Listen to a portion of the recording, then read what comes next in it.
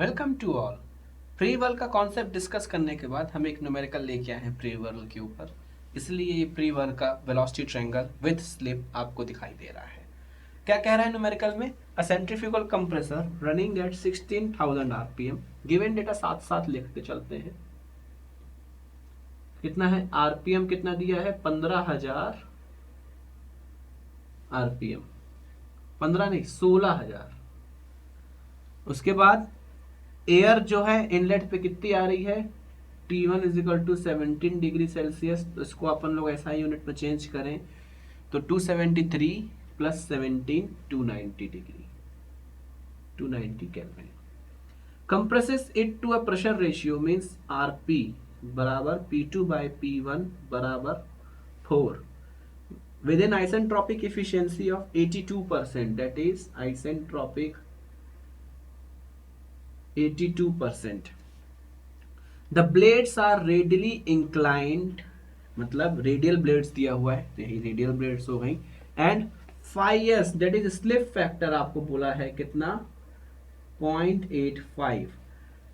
फिर उसके बाद बोला है guide vanes at the inlet. Guide vanes at the inlet लगी हैं, मतलब कौन सा है? Pre whirl. क्योंकि अभी तक आपने देखा था कि कंप्रेसर में, सेंट्रीफ्यूगल कंप्रेसर में गाइड वेन्स नहीं होती इनलेट में, वो एक्सियली एंट्री लेता है फ्लूइड कंप्रेसर में, और इम्पेलर की रेडियल वेलोसिटी के साथ वो फिर रेडियली एंट्री लेता है इम्पेलर की ब्लेड में।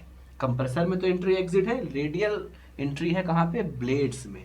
लेकिन गाइड वेन्स आने के कारण जो है उसको थोड़ा सा प्री वर्ल दिया जाता है, जिसके कारण उसका जो रिलेटिव वेलोसिटी वो कम हो जाती है। तो गाइड वेन क्या बोल रही है? At the inlet gives the air an angle of pre whirl. जो एयर था उसको एक एंगल दिया प्री वर्ल का, कितना? 20 degree to the axial direction. ये ध्यान दीजिए, यही एक इंपॉर्टेंट पॉइंट है यहाँ पे। 20 degree to the axial direction. Guide vane angle कितना दे रही है? अल्फा डिग्री दे रही थी अभी यहाँ पे, जो एयर आ रही थी एब्सोल्यूट वेलोसिटी से। पहले वो फ्लो वेलोसिटी के साथ साथ आई थी, लेकिन उसने गाइड वेन लगा दिया तो उसने अल्फा एंगल दिया। लेकिन ये एंगल कौन सा था? टू द टेंजेंशियल डायरेक्शन था। ध्यान दीजिए, ये जो अल्फा एंगल आपने लिखा है गाइड वेन के कारण मिला है, लेकिन ये एंगल कहां से है? टेंजेंशियल डायरेक्शन से मेजर किया गया है। लेकिन क्वेश्चन में बोला है कि 20 डिग्री दिया है, लेकिन कौन से डायरेक्शन से? Axial direction. एक्सियल डायरेक्शन मतलब ये एक्सियल डायरेक्शन तो यही था ना, पहले तो ये V1 वाला भी यहीं पे आता था, तो ये एक्सियल एंट्री तो यही थी, तो एक्सियल डायरेक्शन यही हुआ। तो इस डायरेक्शन से जो एंगल दिया गया है वो कितना दिया है? इस डायरेक्शन में कितना? 20 डिग्री। तो जब इसको 20 डिग्री दे दिया तो अल्फा अपने पास कितना बचा? ये 90, और ये फिर कितना बचा अपने पास? Alpha 70 degree. तो क्योंकि 180 डिग्री होगा तीनों का, तो अल्फा इनडायरेक्टली दिया है अपने को कितना? 20 नहीं, 70। 90 माइनस 20। ठीक। फिर mean diameter of impeller eye at inlet कितना? 200 mm। And absolute velocity of air at inlet V1 120 metre per second. Calculate. पहली चीज impeller outlet diameter that is D2, बस यही फाइंड करना है अपने को। ठीक है, तो क्या करें? सबसे पहले D2 निकालने के लिए अपने को क्या चाहिए? U2 मिल जाए। तो 16,000 अपने को n दिया है, तो अपन लोग निकाल सकते हैं। U2 कहाँ से निकाला जाए? U2 के लिए अपने पास वर्क का एक्सप्रेशन है, वर्क निकाल लें। तो वर्क कितना होता है इसमें? इतना होता है वर्क। तो वर्क अपने को मिल जाए तो अपने को BW2 मिल जाए, BW1 U1 मिल जाए। तो सबसे पहले U1 निकालते हैं कितना है। U1 अपन निकाल सकते हैं पाई D1 n अपॉन 60। तो पाई D1 कितना है? 200, तो इसको 0.2 ऐसा यूनिट में इंटू 16,000 अपॉन 60। तो U1 कितना आया अपने पास? 167.55 मीटर पर सेकेंड। ध्यान दीजिएगा, प्री वर्ल है तो उसके लिए वर्क ये वाला लगेगा, इसमें VW1 0 ना कर देना आप। ठीक।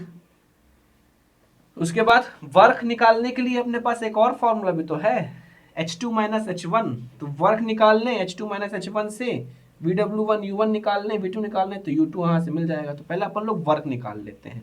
तो वर्क अपन लोग कैसे निकाल सकते हैं, आइसेंट्रोपिक इफिशियंसी दी है, मतलब कैसा हो रहा है वो ऐसा जाना चाहिए, लेकिन गया ऐसा, तो 1 2 डैश 2 टी एस।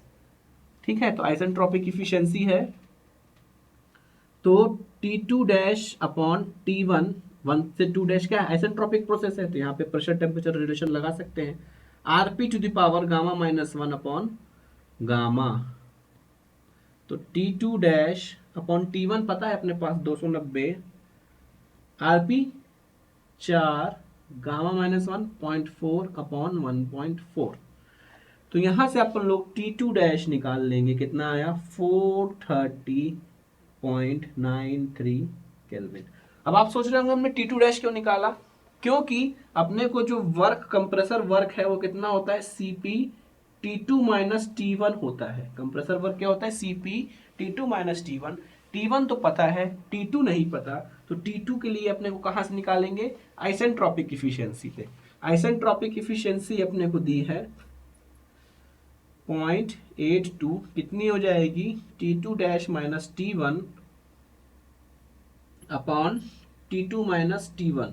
तो इसलिए अपन ने पहले T2 डैश ऑलरेडी निकाल दिया, इसमें रखेंगे तो अपन T2 भी निकाल लेंगे। अब आप ध्यान दीजिए, आइसेंट्रोपिक हम इस बार T वाले रिलेशन से निकाल रहे हैं, क्यों, क्योंकि वेलोसिटी का तो कोई चर्चा की ही नहीं है आगे। अगर अलग अलग स्पेसिफाई होती तब फिर अपन लोग स्टेग्नेशन वाले से चलते, लेकिन यहाँ पे अपन लोग डायरेक्ट बढ़ सकते हैं। सॉल्व करेंगे तो T2 अपने को मिल जाएगा यहाँ से अल्टीमेटली 461.87 केल्विन। T2 मिल गया। अब T2 मिल गया तो अपन कंप्रेसर वर्क निकाल सकते हैं। Compressor work is equal to Cp T2 minus T1। Cp 1.005 kilo joule per KG kelvin में है, इंटू T2 कितना 461.87 माइनस T1 कितना 290। सॉल्व करने पे अपने को मिलेगा 172.75 किलो जूल पर केजी। ये अपने को क्या मिल गया, वर्क, कंप्रेशन वर्क। तो ये इसी के बराबर है, इसी के बराबर है। तो अब अपने को क्या चाहिए, VW1 मिल जाए, U1 तो मिल चुका है, VW2 मिल जाए तो अपन लोग U2 निकाल सकते हैं, क्योंकि D2 निकालना है ना, तो D2 के लिए इतनी मशक्कत कर रहे हैं, U2 निकालना है पहले। तो VW1 यहां से लग नहीं जाएगा, कॉस अल्फा लगा दे तो cos alpha is equal to base upon hypotenuse, तो base VW1 upon hypotenuse V1, this implies cos 70 डिग्री। अल्फा कितना है 70 डिग्री हो गया। VW1 कितना, VW1 निकालना है अपॉन V1 कितना 120, तो VW1 यहां से मैं डायरेक्ट सॉल्व करके लिख रहा हूं कितना 41.04 मीटर पर सेकेंड। इतना वर्क कंपोनेंट अपने को मिल गया। VW2 कितना होगा, अगर स्लिप नहीं होता तो VW2 किसके बराबर होता, U2 के बराबर होता। तो अपन यहाँ पे U2 स्क्वायर कर देते और डायरेक्ट U2 निकाल देते, लेकिन स्लिप फैक्टर अपने को दिया है, स्लिप फैक्टर अपने को दिया है। तो अगर स्लिप फैक्टर दिया रहता है तो अपने को पता है VW2 इज इक्वल टू कितना हो जाएगा 5s VW2 dash. VW2 dash कौन सी कंडीशन है, जब विदाउट स्लिप हो, और विदाउट स्लिप जब रहता है तो VW2 डैश बराबर क्या होता है U2 विदाउट स्लिप। तो VW2 is equal to 5s कितना हो गया U2। ठीक है, अगर स्लिप ना हो तो ये वाला 1 हो जाएगा, VW2 बराबर U2, स्लिप हो तो स्लिप से मल्टीप्लाई कर देना, सिंपल सा याद रखना है। तो अब सीधे सीधे फॉर्मूले में पुट करते हैं। कंप्रेशन वर्क कितना मिला अपने को 172.75 into 10 raise to the power 3। VW2 कितना 5s U2 इंटू U2 का स्क्वायर माइनस VW1 कितना 41.04 VW1 इंटू U1 कितना U1 167.55।